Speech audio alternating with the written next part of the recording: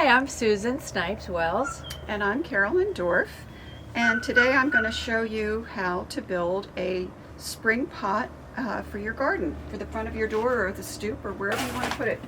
I've already constructed one for you, and this is a combination of perennials and annuals, and this will last till about mid-June, and then I will take it out and do a summer pot in there. But let me show you how to create one. I normally go to the store and I pick out different flowers that look appealing and fit the spring theme. So you can see over there, this pot sits back against the house, and it's a very large blue pot, and I wanted it, because the pot is so big and bold, I need to have a big and bold color scheme in the pot. I can also do a more subdued one, but the spring pot I thought would be nice and bright. So I'm going to start with the largest pot in the back, building from tallest to shortest. And what I always do is I put the pots into the pot first to make sure that I like the arrangement before I move everything in.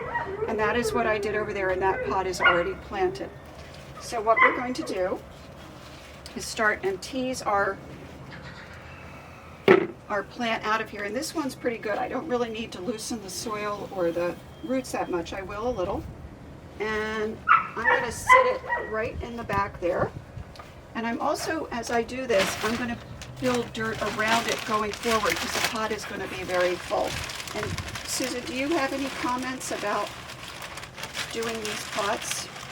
No, we'll just go along. We'll just keep going along, and then I'm going to put